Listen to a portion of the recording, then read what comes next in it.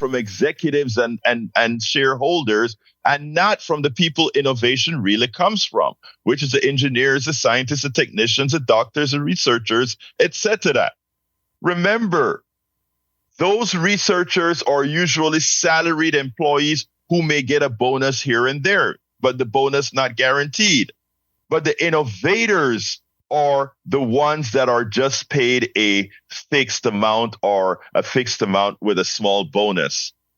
The ones that do not innovate are the ones who cause prices to be high. In order to pay the shareholders more, Boeing went ahead and bought back its stocks. It bought back its stocks at the expense of innovating new planes. It bought back its stocks as opposed to fixing and paying competent people to keep those planes flying. The parasites, it sold its stock to increase its price. It took out 121% of its profits. You know what it means when you take out 121% of profits out of a company? It means you're taking out the assets of that company, the capital of that company. You're taking out more than the company makes. Think about that. Innovation does not come from executives and shareholders. It does not. I repeat, innovation does not come from it at all. Innovation does not come. I understand from somebody just says that at 6:05, the analog radios went dead. So somebody may want to check that. I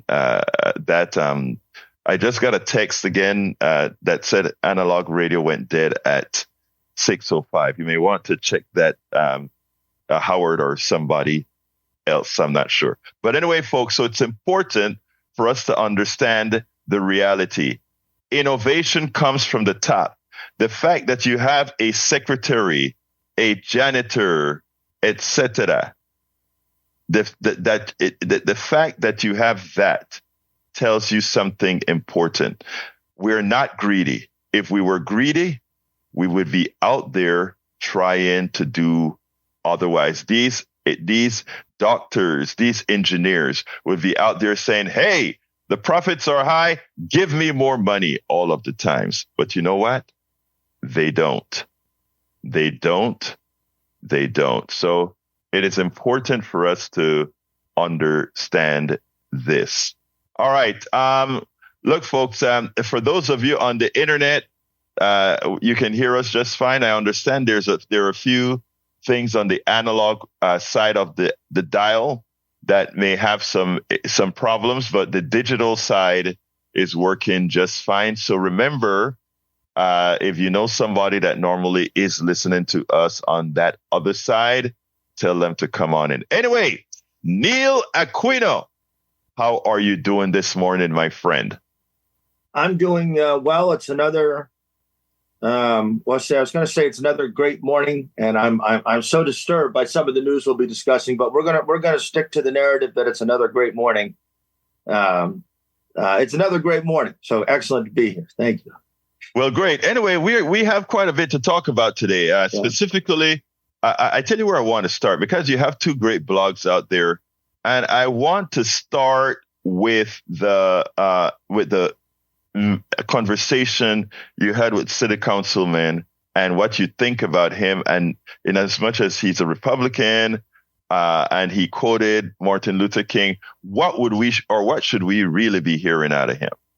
So the blog post on my Houston Democracy Project blog at HoustonDemocracyProject.com, Houston Democracy Project blog, and on his social media, his Facebook, our newly elected at-large Republican City Council member, Julian Ramirez, quoted MLK. He said, people fail to get along because they fear each other because they don't know each other because they haven't communicated with each other, and don't communicate because they're separated with each other. And that's great. That's great. That's great as far as it goes. But Mr. Ramirez is endorsed by the Harris County Republican Party, very much the party of Abbott and Trump. And while bipartisanship is essential, Council member Ramirez has not distanced himself from Greg Abbott saying he'd shoot migrants, Greg Abbott defying the Supreme Court, all of the crazy rape, the abortion bans that we saw in a study yesterday are causing incredible numbers of rape caused pregnancies. And so I have another quote that MLK said that Mr. Ramirez had a quote. Right. The ultimate measure of a man is not where he stands in moments of comfort and convenience, but where he stands at times of challenge and controversy. The true neighbor will risk his position, prestige, and even his life for the welfare of others. And so Mayor Whitmire keeps telling us, right, the ultimate measure of a man is not where he stands in moments of comfort and convenience, but where he stands at times of challenge and controversy. The true neighbor will risk his position, prestige, and even his life for the welfare of others. And so Mayor Whitmire keeps telling us we need to come together. He says it all the time. No matter what happens, we need to come together. We need to come together. But Mayor Whitmire's conception of coming together is based on ignoring extremism. It's based on looking the other way at horrible things, just horrible, horrible things that the Republican Party is doing. Mr. Ramirez may or may not be a terrible person. I had a conversation with him it was at the end of September, where he seemed a relatively normal human being. I actually recall over the summer, I went to an LGBT caucus forum at a union hall, the Electrical Workers Hall, and he went to the forum and he spoke. And, I don't know. I want to believe that I keep hope alive, to use Jesse Jackson's line, that some of these people aren't terrible. But the first thing they need to do to establish they're not terrible is to distance themselves from what the Republican Party is doing, even at risk to themselves. And we have 6 Republicans on our Houston City Council. We gained 1. 3 of our 5 at-large council members, incredibly, are Republicans. Only 3 of our 11 district members are Republicans. But we need to be asking them, calling them, when will you distance yourself from the party, rather than normalizing without holding them to any account at all. Neil, this occurs on the national and the local level. And let me first qualify this. Most people are good people. Just like you have some Republicans who refuse to go against the grain of the bad that is happening in their party, you also have Democrats doing the same. And I think in your articulation right there, you showed it. You showed Ramirez and you showed Mayor Whitmire. Both of them, none of them have come out full-throatedly and really call out a governor, a lieutenant governor, and an attorney general for the things that they're doing that's materially affecting people's lives. When it comes, you mentioned the 26,000 women since the inception of the abortion law here in Texas that have had to carry their pregnancy after having been raped. Right. The thing that we have to understand in this here is that this is the enslavement of a woman's body. And people have to articulate what it's all about, articulate what's actually going on. Since she has no agency in her own body, it means we have a state of Texas enslaving her body. I don't care about your morals, especially for those who like to believe in the individual's nature, but we got to call her. Let's go to Joe. Come on in, Joe. How are you doing this morning, my brother? Egberto, I'm doing great, man. How about yourself? I am doing fine. Talk to me, sir. Man, so much to say. It's so early for the proletariat speech, and then the rank and file, partisan speech. But I wanted to say, can I ask you a question beforehand, sir? Since you started the discussion like that, I'd like to ask you of everything that I said again, what did I say that was incorrect? Or what did Neil say that was incorrect? Well, what you said is inaccurate, and it's an oversimplification right? When you started off talking about Boeing and executive parasites, and the innovation comes from the engineering department and all of that, right? Well, I mean, when I was outside the corporate world, that I probably thought along similar lines, but having joined the corporate world, I see how big the corporation is and how hard it is to herd 50, 60, 70,000 cats around the world, right? And organize. Great. You made a statement. You just made a statement, and I want to address it. I'm giving you a chance to say everything you want to say, but I want to address. Wait, let me go, man. Let me go. No, Joe. No, listen. The way you have a conversation so that an audience can understand is you break the things down into the points you want to make. So you made a great point. You said, after being, by the way, I've worked in and out of the corporation as well. Not only have I worked in and out of the corporation, I have my own company, software company, including Boeing as a customer who bought one of my high-priced license that I've spoken about before. But let me address your statement. Your statement, Joe, was that after being in the corporation and seeing how hard it is to corral 50,000 people, guess what? You're correct. It's not easy to corral 50,000 people. Then maybe the corporate model is wrong. If you have a problem executing with 50,000 people, that means the corporate model needs to be modified such that you can do things in a better way. But continue, sir. All right. So okay. Not really, Egbert. Not really. That wasn't. Please.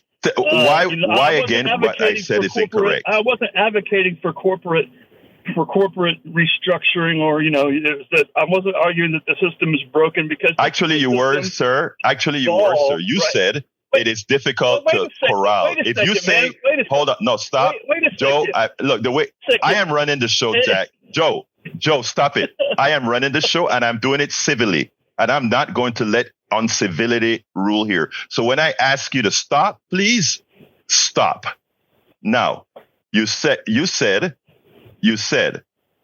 that it is hard to corral with 50,000 people. All I said was if it is difficult to do so and required in humaneness to do so is necessary, then the model must change. Now you can continue, sir. Right. So now this is what you do, Egberto. You set up a straw man right there, and you don't let me talk because.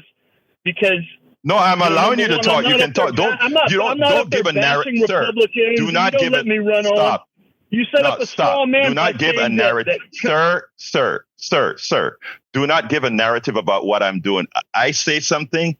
Don't waste your time trying to do the straw man thing. I made a comment. Please address it and continue with your statement, sir.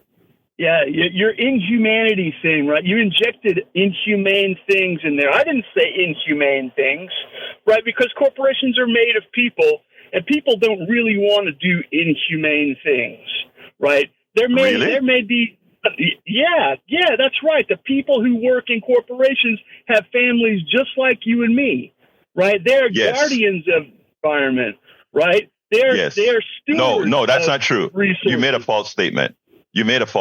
Sir. These are my observations, man. But what I'm saying, let me tell you why your statement is false, sir. What a corporation serves as is a great abstractor. What do I mean by great abstractor? You work for a good corporation that, let's say, it's mining gold or whatever, but what you don't see is the people who are, let's say, mining diamonds or gold in Africa, and the inhumaneness that goes with that, or Thailand or whatever, or the inhumaneness that go that. When you are in corporate America running the operation, you don't see that. So you're abstracted from that so you can have plausible deniability. That's all I'm saying, sir. Continue, please. Wow. It's hard to have a discussion, Egberto. It's getting harder and harder to have a discussion with you. Because it's a lot to unpack, But basically, my point was, when you attack the corporation, right, and you talk about, you demonize executives and you demonize shareholders, right, and you criticize Boeing for buying back its shares, for example. Well, what are shares? Shares is basically their credit card bill. They're paying their credit card bill. They're repaying. That's not what their shares debt. are, sir. No. You see, again, you don't want me to come back, because let me tell you about this, my brother. What happens is everything that you are saying is true based on how we define things in such a manner that we will look at it the way you just said it, right? And what I'm trying to do, my friend, is unpack the reality. Like, let me give you an example. You just said a stock is a credit card. A stock is not a credit card that the company has with its shareholders.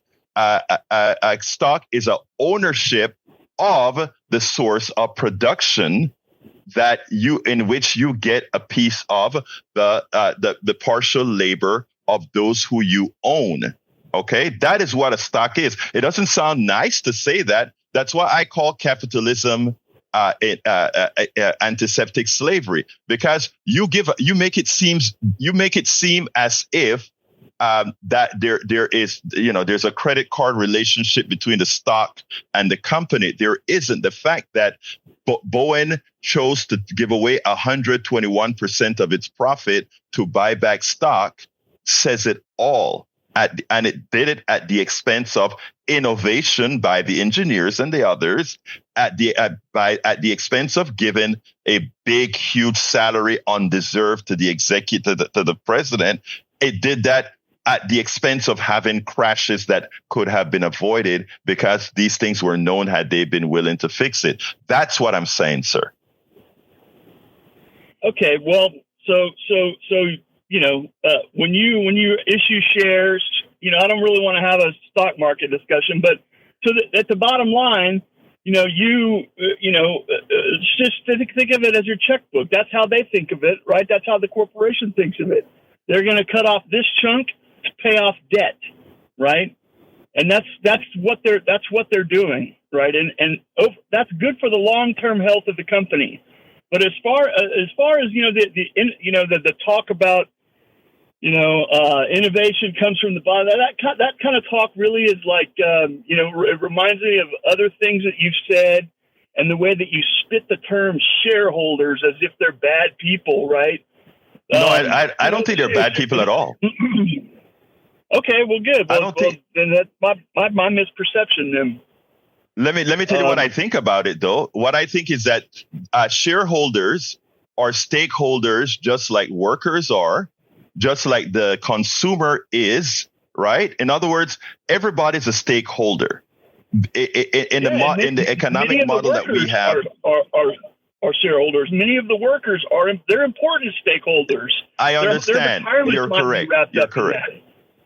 But what I'm saying, the role of the shareholder, the role of the worker, the role of the consumer are all a necessary part of the equation. That's what I'm saying. I agree with you. But what I'm saying is we have given preponderance to the shareholder and the exec, which is at the expense of everything else. That is the crust of my argument. And when you call it an attack, it's not really an attack. It's just a pointing out of reality that if everybody understood, the wealth and income would be distributed more equitably, because that nobody earns $1 billion. Musk didn't earn that $1 billion. That was the excess labor, etc., of everybody else. He couldn't do any of that absent all the workers. So why does he inherently get it? It's an economic system that is skewed towards those with capital. I'm just trying to illustrate what we have, Joe. Nothing more, nothing less. And when I'm able at some point, I think it's going to even kick in. I think you're going to say, holy ghost, it's not that you hate these people, but that's what's happening, because the outcome of what has occurred is exactly what's to be expected based on our current economic model. That's all. So just shifting gears a little bit, because the bus is here. Sure. Yes. Yes, sir. Shift to the Constitution real quick. And my understanding of the Constitution is that it protects individual freedoms, right? It grants, it protects the freedoms inherent in humanity, right? But many times on this show, I hear about the greater good. The greater good is not protected in the Constitution of the United States. Right? Actually, it is. It is. I don't think not in my reading, but so. Well, let me just give you the preamble. Let me just tell you, to protect the general welfare, it's in the Constitution, the general welfare. And after the establishment of the Bill of Rights, if you take a look at things it not only protects the individual rights, but it protects collective rights when you read the Constitution proper. Now, that said, the Constitution did have a lot of bad things in it, specifically me as somebody like me being 3/5 of a person. So whereas I don't know if let's assume you are a part of the majority population, not the majority population, but the powerful population, white men, right, in this country. I'm assuming that's who you are. Life was great for you as far as the Constitution is concerned. For me, I was less than a person, 3/5 of a person who couldn't even vote, counted as 3/5 but couldn't vote. So we have to look at things through the eyes of others. When you look at things through the eyes of others, it allows us to be more fair with each other. I look through your eyes, I look through my eyes, I look through women's eyes, and that's all I ask people to do. Joe. Yep. So I have a theory about this the mass migration coming into the country. It's probably tens, maybe hundreds of millions of people here illegally. I think that what do you? And this is, I'll leave you with this question.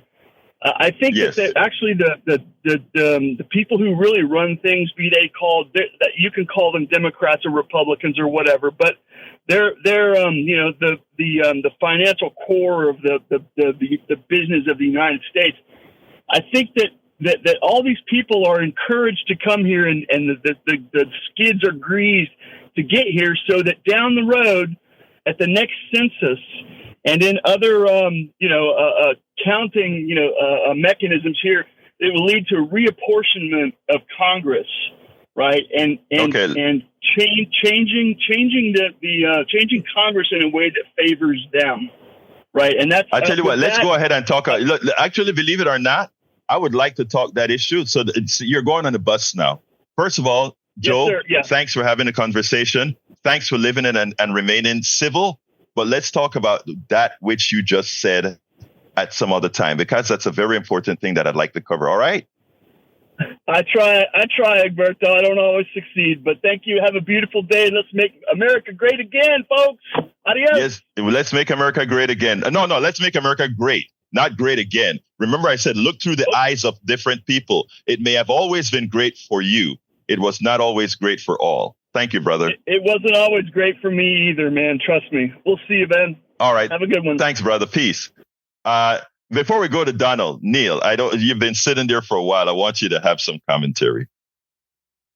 Move on to other things. I'll just say, I don't appreciate the caller and every caller, and he's not here to defend himself, but you listen to the narrative, you listen to the narrative, and at the end of it comes a replacement theory.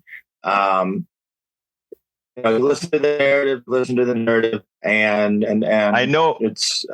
I know what you're saying, Neil, but you know what I find. You know what I found when we talk to Joe and that sort of a stuff. Even when it comes to the economic system or material, it's not necessarily just for Joe. Although I do want at some time for Joe to listen. But there are a lot of people who think like Joe because of what they've been told. And Joe said that there are tens of millions, and then he posited hundreds of millions. It doesn't compute, right? And you're just like, there are 340 million people, right, in the country, and so. But if you believe that there are so. You just think about it logically. Are there 700 million people in the country? The citizens and the legal residents plus, and it's just you want to have. I know. Yeah. I know a lot of us don't have the patience, right? But let me just say, I do have the patience, and but the thing about it is, I I do have the patience, right? But the thing about it is the following, and it turns out I didn't start the channel for Facebook, and I just did now. The thing about it is that, believe it or not, he helps others. We were so busy I didn't start, but let's go to Donald. Come on in, Donald. Hey, good morning, Bertha. Good morning, Neil. How are you guys today? Hi, good morning. Thank you. Talk to me, Donald. This is the reason Neil protests and stands out there. He wants his voice heard, and that's the only way he can get heard. And that's a good thing. And Egberto, we know that engineers design everything for failure now, whereas in used to, we put a huge safety factor into everything. We used the best materials, and it was built to last. Now it's built to fail. And you're an engineer. You know exactly what I'm talking about, not in the spacecraft or NASA or anything else, but in the general population, what we come in contact with is designed to fail. Is that a correct statement? Yes, that is absolutely correct. And that goes again with who the managers are and who the executives are. You are absolutely correct. And, when I talk about having smart callers, this is what I'm talking about. When Donald comes and say, we design things to fail, in effect, we put a time limit on things for economic activity, for the shareholder, and bonuses for the executives. What do we mean? We don't want products to last a long time anymore.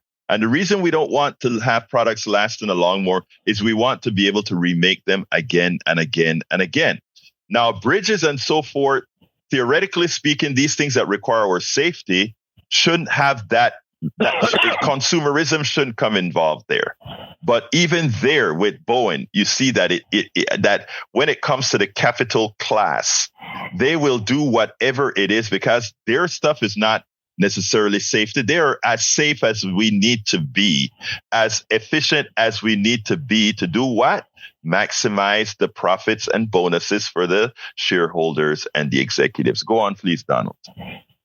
Okay, if you look back in literature, or let's take the Alexander Hamilton Institute for Modern Business from 1905 to 1964, and you read these sections that were written by people of the time, the CEO had a different role than what he has today. Before, it was about community, this, that, and the other, and he was to protect it. In a global economy, they will sell their soul to the devil and their mama to make the money. And that's what we're in now. Nobody wants to look at the fact and see China's doing a way better job than we are when it comes to building and everything. Yes, the evils still occur, but it's not as bad because we're not going and trying to form a dictator to control it so we only have to deal with one person. They're going into these communities, they're harvesting the resources, which is horrible for the people in the community. But that's never going to change until we all change. And what you're saying are facts on here, Egberto, and you're showing a different point of view, and you continue to do what you're doing. Thank you, my brother. All right, look, hey, Donald, you go ahead and I didn't know you were an engineer, but I'm glad to hear that you're an engineer. Good man. All right. I'm not an engineer. I'm a manufacturing engineer, and I've built companies from the ground up, from concrete all the way up. And what happens is when the CEOs or the chiefs come in, they start dissecting it so they can get their profits. And let me correct you again. Donald, I need to correct you. Engineer doesn't mean that you have necessarily a degree from MIT to be an engineer. What you just told me that you did, sir, you are an engineer. Anyway, so thank you, brother. You keep calling, keep listening. All right? Take care. Yes. Let me to Donald's point, things are built to fail, and that made me think of the John Deere tractors, the endless stories you've seen. And unfortunately, I'm trying to pull up a CNN story and it won't pull up, but there's been complaint after complaint that you couldn't fix your John Deere tractor. And I'm on the website of John Deere, and then in the last couple of weeks, they've given you permission to fix your own tractor. Exactly. And it says, today's modern tractors, our equipment doesn't fit in your pocket like a cell phone. Of course, you can't self-repair that either. It can weigh 15 tons and 18,000 parts. So they're giving you this explanation, oh, of course, you didn't have the skills to fix it. And now we've empowered you to fix your tractor that you paid all these money for. But it also speaks to activism and lobbying your public officials, as frustrating as that can be, because if people hadn't insisted they could fix their own tractor, you wouldn't be able to. But that just when Donald said this stuff was engineered to fail, it's engineered to fail, and then you can't even have the capacity to fix it. And then it literally takes an act of Congress to be able to fix it. Neil, there is actually a name that we give this in this world. We call it manufactured obsolescence, or So we have that. The other thing is that we have to understand that it is us having a poor design of an economic system that we continue to praise and prop up for all the wrong reasons. If we simply, the system was designed by man. All right. When Neil talks about the corporation head in the past was a part of the community, well, Milton Friedman, the second god of capitalism, took that out of the way. If you go to Wikipedia and read his statement from 1971, I think it was, or sometime in those times, he said that the fiduciary responsibility of the executive is solely with the shareholders. They'd have nothing to do with social issues. They have nothing to do with community issues. Their sole thing is to make a profit. It's when I talk about it being an inhumane system, people think I'm just being negative towards it, but no. Milton Friedman told you capitalism must be inhumane. Read between the lines. Colby, come on in to the conversation, my friend. Oh, good morning, Egberto. Good morning, sir. Talk to me. I'm hitting the campaign trail a little early today, but anyway, I was calling regarding one of your previous callers who mentioned, well, as you called it, the replacement theory. Yes, that is not a caller. That is actually Neil that's on with us. Oh, well, that was referring to what the other caller was saying. Oh, okay. Anyway, go ahead. I just wanted to, the thought that, millions of people are coming to America because Democrats sent them the memo, hey, come to America, is just pretty preposterous. I just want to add the context that, we basically shut off immigration during the pandemic, right? And yes. Then during the pandemic, the whole world is suffering. Now, thanks to the leadership of Joe Biden, America has made quite a rebound. The rest of the world, not so much. And I think that's a huge driving factor when you throw in the fact that, we closed the doors for a little while, and then when we kind of opened them back up a little bit, the rest of the world's like, America's got it going on. They got a good leader. We're going there. That's Biden's America. It's that good. I mean, let me tell you something, Colby. I can't argue with that at all because, in fact, I wrote an article and said the following. Biden, most of us that are very liberal, very progressives, Biden was not, we were not enamored with Biden, but we did go out there and vote for Biden because we thought comparatively he was the best choice. But then he gets into office and the policies that he passed followed what we call both the Keynesian economics and the modern monetary policies, modern monetary theory policies. And what he proved, because we had this crisis in which we had the opportunity to prove it, is that it works. Stephanie Kelton, economist Stephanie Kelton was correct. There is a slack in the economy that would not cause inflation. Then somebody says, well, look at the inflation that was caused by all that spending. Well, guess what? Katie Porter was right. Most of that inflation was not caused by either the infusion of cash in the market or otherwise, it was caused by corporate greed. Compare the profit in the profit statements with the increase in prices, and you see that you were ripped off. So thank you for pointing that out, Colby. And it goes a bit further than that, and it's something that we must talk about. And I think as long as you are out there talking about it, people won't get the curtains pulled in front of their eyes. All right. Thank you very much, Egberto. Keep doing what you're doing. All right. You have a great day, my friend. Neil, your comments.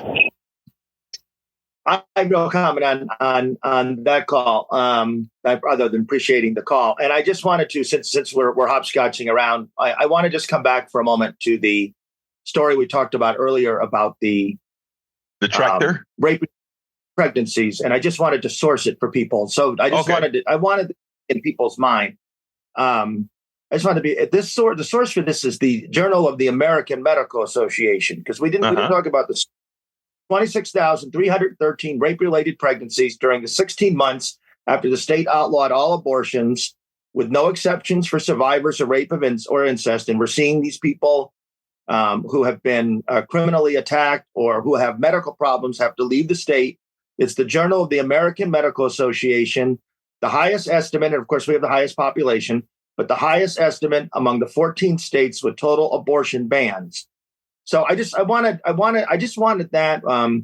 This just shows you, as a man, even the most sympathetic person, the alternate reality that we all live in, blind to others' experiences. And I just didn't even, when I saw that number of 26,000 rape-related pregnancies in 16 months, I'm like, you hear about rape as a weapon of war frequently, and I just couldn't believe the number. That makes my own ignorance, but then that's just rape-related pregnancies. That's not all sexual assaults, all that. So I wanted to drive that to the audience's mind, and I wanted to source it to a super credible source.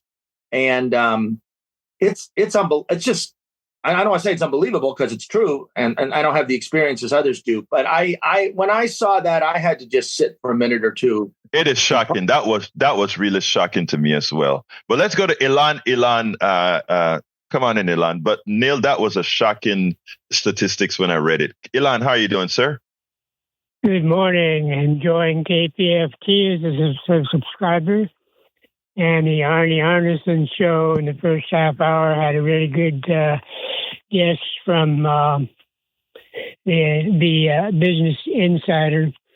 But anyway, I've emphasized that, we have three portions to our government: the administrative, the judicial, legislative, and the legislative. But the fourth leg that keeps a watch over the other three is the media, the press. The fourth estate, yes. Got to have a free press. And it was a perfect example of what the hedge funds are doing in the news yesterday. Is that the Los Angeles Times, which used to be one of the leading newspapers nationwide, was laying off, 150 people, and claiming that they were less profitable, they couldn't afford it, and so on. But that's something that you and other listeners should be exploring. A hedge fund is a flexible investment company where a small number of large investors, usually a minimum investment is $1 million, and they use high-risk techniques which are not allowed in mutual funds, such as short selling and heavy leveraging. But they'll be combining companies and selling off their assets and then driving them into bankruptcy, all for the profit of their investors. So that's something to explore because it's happening to our media all over the place. And if there's no media, no reporters, then the other three branches of the government can just do as they please. So, Ilan, So you gave me an opening here to make a pitch here for why the importance of KPFT. And welcome aboard, Melanie Keelan from Barcelona, Spain, and Eric Hayes from Kingwood. It is so important that we have media like what we do here that isn't paid for by the corporations or the hedge funds or any of that, because we can actually come out and tell you the way things are. If you take a listen to what the conversation we had with Joe has the talking points of what the corporate state wants you to believe as far as how our economic system really works. We're here to say that's not how it really is. This is what's happening, and we give you the proof to what's happening with the appropriate radiologist. So you're absolutely right, Ilan, when you say we should be alarmed at what just happened at the LA Times, where 100 people were laid off. 150 of them, I think, started to strike. Now, we also have, I think it's the Baltimore Sun that just got taken over by a rich cat who goes ahead and tells them he doesn't like the news that they're putting out. Go make me some money. All right. That is his statement to his editor. So it's happening all over the country. And what we try to tell people is you want a reason for why you should be supporting independents that are doing the same work like what we do here at KPFT and other places. Well, because the corporations are buying out the mainstream media. We cannot be bought. Go ahead, Neil. And right before that, the Sun, the Times, and then also this week they folded up Sports Illustrated, which used to break stories about all sorts of things. It was an outlet for skilled photographers. It was journalism, and that too. Right. I've made my go point. Ahead, Neil, finish. Alan. Yeah, you made your. Thank you, Elan. I appreciate your call, brother. I was reading. I was trying to yesterday. I have a news aggregator. I get international newspapers, local newspapers, alternate newspapers, and I aggregate them all with a product that I use called Feedly. So I bring in news feeds from all over so that I can get a better picture of what's going on, not only here in the United States, not only the U.S. perspective, but the international perspective as well. And yesterday I subscribe to the Chronicle. I think we should subscribe to our local papers. I subscribe to the Chronicle, and I go ahead and I'm trying to add the Chronicle because I normally read it from their website. And I say, you know what? I want to aggregate it as well with all the other papers that I aggregate. And I can't aggregate there's no RSS feed for the Chronicle that I could find. And then in searching all this stuff for the aggregation, I come across a part of the Houston Chronicle. At least they're telling you the truth. They have in there that we are using AI, but don't worry. The stories that we put out before AI gets, before we release the story, we check to make sure the AI, I'm paraphrasing. We check to make sure that the AI didn't make a mistake in what it generated. I was like, oh my God, wow. We have been, let me first tell folks a lot. I do a lot of video news. In other words, a lot of the news that I'm given is in video form. And in the past, I used to have to go ahead and re-listen to what I'm saying to write it down. With the advent of AI, I produce my stuff on air and also I give a narrative and then I pass it through AI so that it goes ahead and it pulls out what I've said. In other words, I initiate it, AI takes it. You have newspapers now that are doing the exact opposite. To create content, they are getting AI to create the content. Right. And then modifying it for you.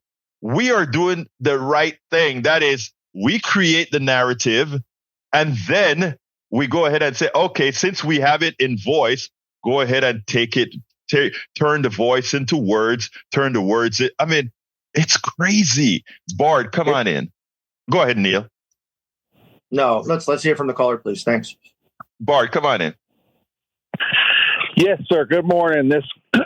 Colby, you are very misinformed on the illegals coming across the border. Ecuador and Venezuela have emptied their prisons and sent them north. They're here now. The border's wide open. There's millions coming across. Bart.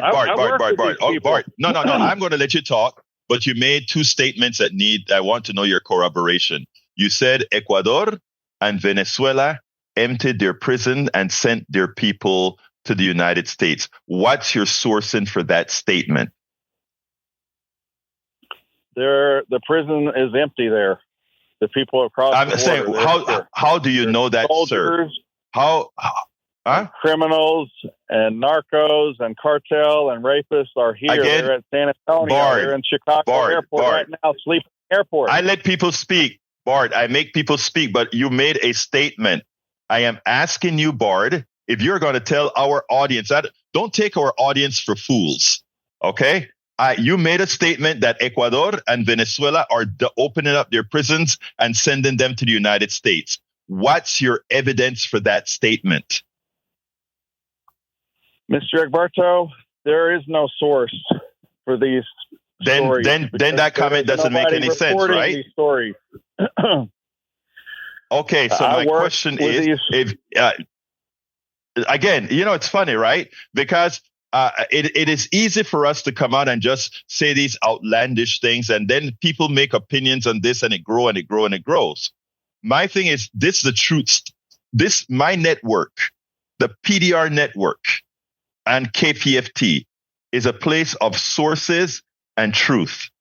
You made a statement, and that's a dangerous statement.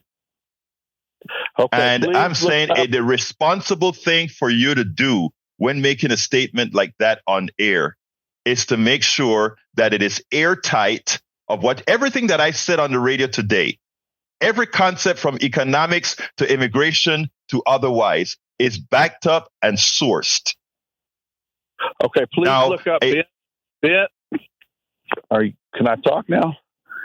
Yes, sir. Ben Berquam, BenBerquam. He's on Facebook, Instagram, TikTok, all of it. Look him up. He is there on the front line with his camera. He's got it all. I work with these people. On the front line where? On the front line where?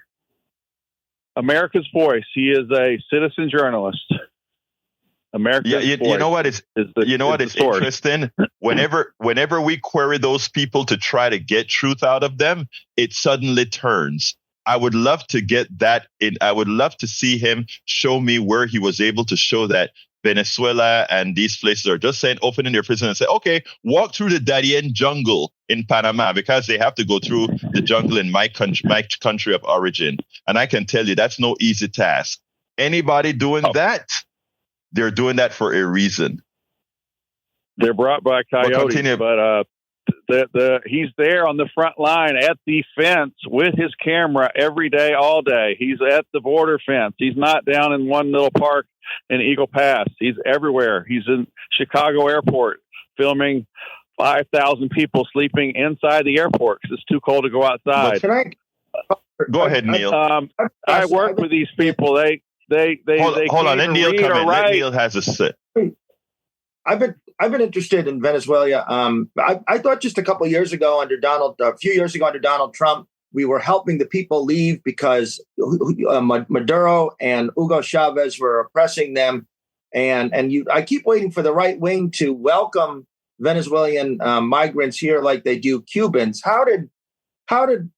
When did the right lose interest in what they thought was an oppressive government in Venezuela, and they just became part of the hordes of immigrants? Well, sir, I believe in borders, language, and culture. If you don't have borders, you don't have a country. So with this puppet Biden, This is what we got. Take a different attitude. Okay, Bart, we'll talk another time because I only have 2 minutes and Augie and Brian to talk to. So Augie, I'm sorry, but I can only give you about 45 seconds, Augie. Come on in, Augie. Okay, no problem. Well, the border thing, we've had immigration problems since 1830s, but people don't know their history. Santa Ana put a sign on the Louisiana-Texas border telling Americans not to come in. And we've had an immigration problem ever since then because they kept coming in. Thank you very much. People should also read, Augie, the Guadalupe Hidalgo Treaty. because if they read the Guadalupe Hidalgo Treaty, where most of America was, Mexico was ceded to America, they'd learn a lot about our history. Guadalupe Hidalgo Treaty. Thank you, Augie. We'll talk tomorrow. Yeah. Brian, come on in. You got 30 seconds, Brian. Yeah. Now, I've seen a lot of films and a lot of different perspectives on the border, and it's worse than what CNN is saying because it makes Biden look bad. It makes Biden look terrible. Again, there's 30,000 or more Chinese immigrants of military age that came in from Guyana. That's the easiest route they can take. 30,000. Do you think they're here just for the American dream? And this documentation is... Actually, yes, but we'll talk about that another time, Brian. I got to go. Real quick, Neil, give me a closer before I go to Jack. Very good. Local politics, the Houston Democracy Project. We're covering it. There's a Houston Democracy Project blog. And this Tuesday, the 7th anniversary of the John Cornyn Houston office protest, 11:30 to 1 at 5300 Memorial Drive. Don't forget the local politics and hold them accountable. The local stuff matters a lot. Thanks for having me. Jack? Yeah, I was kind of busy, so I really don't have a comment right now, but it was a good No problem, good Jack. I know it's been crazy. I get it. But anyway, folks, I just want to tell you guys, thank you for listening. Love you all of my callers, including the ones that are very antagonistic towards me, because that is how we learn together. Thank you, Jack, for really hammering things down. Thank you, caller, for reminding me that I was not streaming to YouTube as I should have until the middle of the show. We had a kind of a tepid start, a tough start. Anyway, look, folks, the immigration issue is a farce. It is a problem. There are a lot of people coming, but all the reasons that they're coming for, you are being snowed about. These things don't just happen in a vacuum. And I wish we had a more intelligent conversation about immigration. But when you start talking about language, culture, and all of that stuff, that tells you a lot. I want you to all recall one thing. The first settlers that weren't from here, that came here, they came, they maimed, they killed, they effected genocide on the people who assisted them. Those people who are coming over today, all they want is a job to take care of their families. Okay, let's do it in an orderly fashion. My name is Egberto Willies. This is Politics Done Right, and you know how I end this, baby. I am what? Out. We spend a lot of time deconstructing the news, trying to parse it into a form that everybody can understand. We try to find those little nitpicks where it flies above the fray, etc.